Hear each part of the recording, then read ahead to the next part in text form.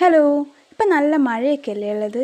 അപ്പോൾ ഈ തണുത്ത മഴയത്ത് നമുക്ക് നല്ല ചൂട് മൊരിഞ്ഞ ഉള്ളിവടയും കൂടെ ആയാലോ. ഇവിടെ ആളെണ്ണം കൂടുതലായതുകൊണ്ട് തന്നെ ഞാൻ കുറച്ചധികം സവാള എടുത്തിട്ടുണ്ട്. അതിലേക്ക് ആവശ്യമായിട്ടുള്ള ഇഞ്ചിയും പച്ചമുളകും ഉപ്പും കുറച്ച് മുളക് പൊടിയും കുറച്ച് ചിക്കൻ മസാല എടുത്തിട്ടുണ്ട്. കാരണം എൻ്റെ സിസ്റ്ററിന് അതിൻ്റെ ടേസ്റ്റ് ഇഷ്ടമാണെന്ന് പറഞ്ഞ് നിർബന്ധിച്ച് ഇടിയിപ്പിച്ചതാണ്. സോ ഇതെല്ലാം കൂടെ നമുക്കൊന്ന് അതിലേക്ക് ഇട്ടിട്ട് മിക്സ് ചെയ്യണം. അതിലിടയിൽ വരുന്ന കുഞ്ഞിക്കൈ ശ്രദ്ധിക്കേണ്ട കേട്ടോ.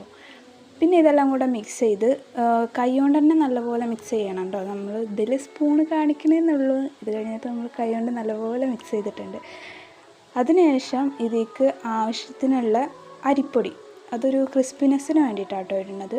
അപ്പോൾ കുറച്ച് അരിപ്പൊടിയും കൂടെ മൈദപ്പൊടിയും കൂടെ ഇട്ടിട്ട് നല്ലപോലെ കുഴച്ചെടുക്കുക. നമ്മുടെ സവാള വേണം എടുത്ത് നിൽക്കാൻ, പൊടികൾ കുറച്ചിട്ടാൽ മതി, അപ്പോഴാണ് അതിൻ്റെ ടേസ്റ്റ് കിട്ടുക.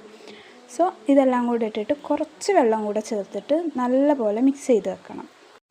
ഇതിൽ കുറച്ച് വെള്ളം ചേർത്താൽ മതി, കാരണം സവാളയിൽ നിന്നുള്ള വെള്ളം തന്നെ കുറച്ച് ഇറങ്ങി വരും. സോ ഇതെല്ലാം കൂടെ നല്ലപോലെ കുഴച്ച് ഒരു 5 മിനിറ്റ് വെക്കുക. ഇതിൽ കരിവേപ്പിൻ്റെ ഇല ഇടാൻ മറന്ന് പിന്നെ കേട്ടോ പോയി പറിച്ചുകൊണ്ട് വന്ന് എടുത്തിട്ടിട്ടുള്ളത്. എന്നിട്ട് നമ്മുടെ ചീനച്ചട്ടി സ്റ്റൗവിൽ വെച്ച് എണ്ണ ഒഴിച്ച് നല്ല ചൂടാവുന്ന ടൈമിൽ ഉള്ളിവട നല്ല ഷേപ്പാക്കി എടുത്തിട്ട് അതിലിട്ട് നല്ലപോലെ മുരിച്ചെടുക്കണം. പിന്നെ നമ്മുടെ ഗിവ് അവേയുടെ കാര്യം മറക്കണ്ട കേട്ടോ. നമ്മുടെ ചാനൽ സബ്സ്ക്രൈബ് ചെയ്യുക, വീഡിയോസിൻ്റെ അടിയിൽ ഒരു കമൻറ്റ് ഇടുക. ഇത്ര കേട്ടോ റൂള് പറഞ്ഞിട്ടുള്ളത്. അപ്പം നമ്മുടെ ഉള്ളിവട ഒരു ഗോൾഡൻ ബ്രൗൺ ആവുന്ന ടൈമിൽ എടുക്കുക. അപ്പം എത്ര ഉള്ളൂ.